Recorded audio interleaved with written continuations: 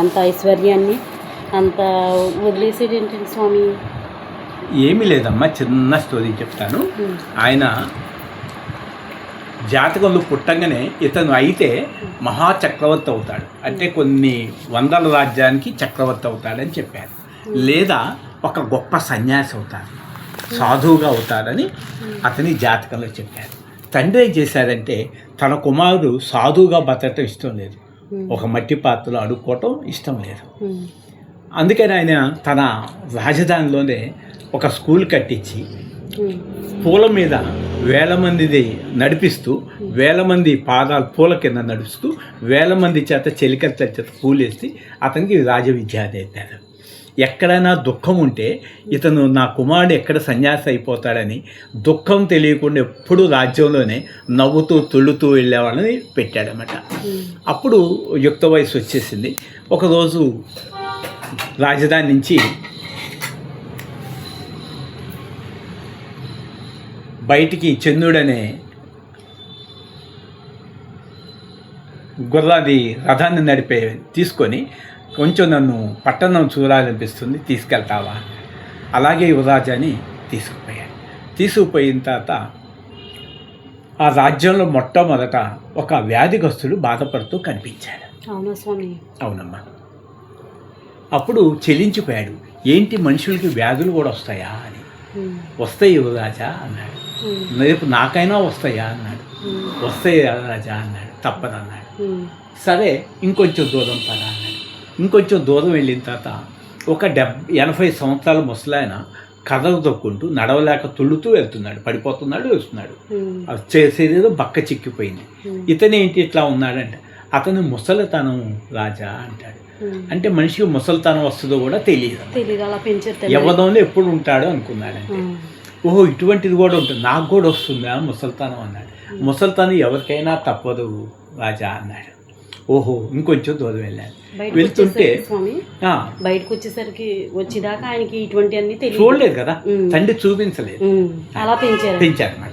అలా వస్తూ ఉంటే ఒక శవాన్ని పాడి మీద కట్టేసి తీసుకెళ్తూ ఉంటాడు శ్మశానం కాల్చడానికి. ఎక్కడ వెనకాల 100 మంది కుటుంబ సభ్యులు ఏడుస్తూ ఉంటారు, విలపిస్తుంటారు. ఇదేంటి అన్నారు. వాళ్ళంతా ఏంది మోస్తున్నారు, ఏంది ఆ శరీరాన్ని, వాళ్ళందరూ ఎందుకు ఏడుస్తున్నారు అన్నారు. ఆ ప్రాణం పోయింది యువరాజా, ప్రాణం పోయిన శరీరాన్ని తాళ్లతో కట్టి పాడి మీద కట్టెలో కాల్చి శ్మశానాన్ని తీసుకెళ్తారు, అక్కడ కాల్చేస్తారు యువరాజా అన్నాడు. రేపు నాకైనా ఇంతేనా అన్నాడు. అవును రాజా అన్నాడు.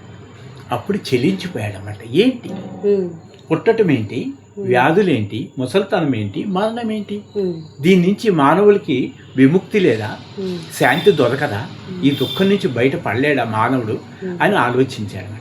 తర్వాత రాజమహల్ వెళ్ళాడు. తర్వాత తండ్రి కూడా వివాహం చేసుకున్నాడు. చేసుకున్నా కూడా అదే ఆలోచన తిరుగుతున్నాడు మనసులో. తర్వాత ఒక బిడ్డ పుట్టాడు. పుట్టిన తర్వాత బిడ్డ ఉయ్యాలో పడుకోబెట్టి భార్య ఆలోచిస్తుంది. ఇతనికి ఇదే ఆలోచన వస్తుంది కాబట్టి ఆ భార్య నిద్రపోతున్నప్పుడు, తల్లిదండ్రులు నిద్రపోతున్నప్పుడు, శిశువు కూడా ఉయ్యాలో ఉన్నప్పుడు ఇంటి నుంచి వెళ్ళిపోయాడు. అందమైన ఆ బట్టలు నగలతో వెళ్ళిపోయాడు. వెళ్ళి కొంత దూరం ప్రయాణం చేసిన తర్వాత ఎదురుగా ఒక సాధువు నవ్వుతూ కనిపించాడు అన్నమాట, మట్టి పాత్రతో. ఏంటి ఇట్లా నువ్వు ఆనందంగా ఉన్నావు ఏంటయ్యా, నవ్వుతున్నావు ఏంట? నేను సర్వసంగా పరిత్యాగిని, నాకు ఏ బంధమూ లేదు, దేహపోషణ కోసం అంత భిక్షాటం చేస్తున్నా, మరి ఇటువంటి ఆనందం నాకు దొరకట్లేదేంటి అన్నాడు. నువ్వు కూడా సర్వసంగా పరిత్యాగం చేస్తే నువ్వు కూడా ఆనందంగా ఉండవచ్చు అన్నాడు. అయితే ఆ మట్టి పాత్ర నాకు ఇస్తావా అన్నాడు. ఇస్తా అన్నాడు. ఈ నగలు బట్టలన్నీ అక్కడ పెట్టేశాడు. పెట్టేసి ఈయన ఆ కాషాయంతో వెళ్ళిపోయి ఒక బోధి వృక్షం కింద తపస్సు చేశాడు 6 సంవత్సరాల పాటు. ఇంకా దానికి ఎన్నో ఉన్నాయి, ఎన్నెన్నో రకరకాలుగా ఉంటాయి. ఆ తర్వాత ఎన్లైట్మెంట్ అయింది. అంటే మానవుడికి దుఃఖానికి కారణం కోరిక అని కనుక్కున్నామట. అలాగే నాకు కోట్లలో సంపాదించి ఎంత అనిపించినా ఎవరో చిన్న మాటకి ఆత్మహత్య చేసుకొని గుంటూరులో 2 అంతస్తులు 3 అంతస్తులు ఇంటి దూకాలనుకున్నాను. ఆ రోజే దూకలేదు. ఆ తలంపు ఆగేది, మళ్ళీ లోపలికి వెళ్ళాడు, మళ్ళీ పడుకుని పెట్టేవాళ్ళు, మందులు ఇచ్చేవాళ్ళు, మానసిక మందులు, అలా కాపాడారు. తర్వాత అట్లా మళ్ళీ దూకాలనిపించి ఎవరో నన్ను నిందిస్తే అది మా ఆలోచన నన్ను ఆత్మహత్య ప్రయత్నం చేసింది. అయినా దూకి చచ్చిపోయాను కదా అనుకున్నాను. అప్పుడు బుద్ధుడు దాకా విని నా భార్య దగ్గర మొదటి భిక్ష పాత్ర తీసుకున్నాను. ఇంట్లోకి వచ్చి భోజనం చేయండి అంటే గడప దాటి నేను లోపలికి రానమ్మా, మీదే వచ్చి బయటికి పెట్టండి అన్న. అట్లా ఆమె దగ్గర భిక్ష తీసుకున్నాను. అలా గుంటూరులో భిక్షాట అడుక్కోవటం మొదలుపెట్టాను. మళ్ళీ ఫ్యాక్టరీకి వెళ్తాను కారులో, సాయంత్రం పూట ఎక్కడో భిక్షాటనికి వెళ్తుంటాను. గుంటూరులో షాప్స్, ఫ్యాక్టరీలు ఎంతోమంది ఉంటారు వర్కర్స్, ఆ షాపులన్నీ ఉంటాయి తాళాలు. అట్లా అందరికి ఊరికే కూర్చున్నా కూడా జీతాలు ఇచ్చారు. ఎక్కడ తక్కువ ప్రైస్. ఎవరైనా బుద్ధుడి గురించి నాకు చెప్తే అప్పట్లో ఒక 30,000 రూపాయలు ఇచ్చామన్నమాట. ఈ రోజు ఇస్తారు సోది అంటే నాకు 24 గంటలు వింటానికి కుదరదు. మళ్ళీ అటు ఉన్నాను ఇటు ఉన్నాను. ఈ సాధన నాకు కన్ఫ్యూజ్ అయ్యి అలా చెప్తే వింటాను అనుకున్నాను. తర్వాత నా బిడ్డలకి మనవలకి ఇట్లా ఉండండి చెప్పామన్నమాట.